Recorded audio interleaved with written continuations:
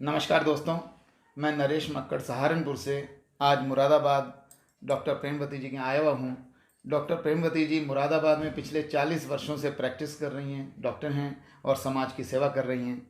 और पिछले कुछ समय से हमारा बायोटोरियम का जो मैट्रेस है उसका प्रयोग कर रही हैं।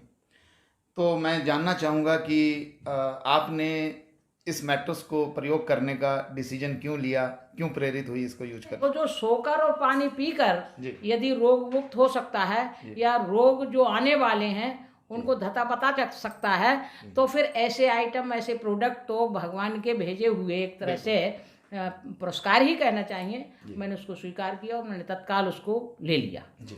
और अपने साथ ही एक हमारे रिश्तेदार हैं, मामा जी, उनके बेटे को मिर्गी के दौरे पड़ते थे। अच्छा। एक उनको भी दिलाया साथ साथ। जी जी। अच्छा। मैं समझती हूँ कि 20 दिन बाद मुझको इसके परिणाम दिखाई देने लगे और उन परिणामों के साथ वेरिकोज की कुछ हल्की सी शिकायत मुझे लेफ्ट साइड में नी के ऊपर थी और वो एक हल्का सा गुच्छा जैसा बन के ऊपर नसों का ऊपर एक सतह से दिखाई देने लगा था जी।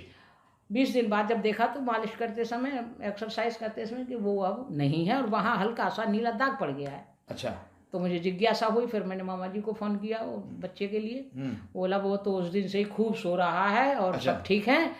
जबकि यहाँ तक हो गई थी स्थिति कि दवा खाते खाते 21 वर्ष से वो बच्चा परेशान था और इसी बीच में उसको ऐसी ऐसी चीज़ें दिमाग में आने लगी कि क्यों इस दुनिया में रहना है, इतनी ही दवाएं खानी है। उस दिन से उसका मन अब साथ में चला गया था, डिप्रेशन में चला जाता है व्यक्ति। कहाँ तक धन खर्चा करता रहे, कहाँ तक डॉक्टरों के यहाँ जाता रहे, तो समय की बर्बादी, धन की बर्बादी से जब परेशान हो जाता है व्यक्ति तो डिप्रेशन में चला ही जाता है।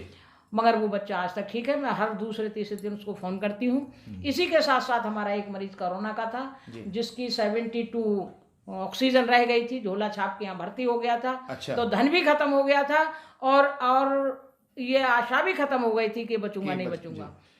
खैर मेरे पास जब फ़ोन आया तो मैंने मालूम किया और मैंने मोहित जी से उनको एक गद्दा दिलवाया जिसका 50% ही पैसा उससे लिया गया क्योंकि उसके पास था ही नहीं। हमने कहा हम स्वयं इसकी भरपाई कर देंगे, कोई बात नहीं है, तुम इसको ले जाओ और मरीज को लपेट दो इसमें। अच्छा। तो मरीज के साथ वैसा ही किया और पानी की बोतल का पानी उनको पीने को दिया और मैग्नेटिक वाला। वो आज तक ठीक है। अभी एक सप्ताह पूर्व मुझसे मिलने आया था। अच्छा। धन्यवाद व्यक्त करने आया था कि आपने मुझे बचा लिया। हालांकि मैं बचाने वाली कौन होती, ईश्वर बचाता है, रास्ते वैसे ही बना देता है। क्योंकि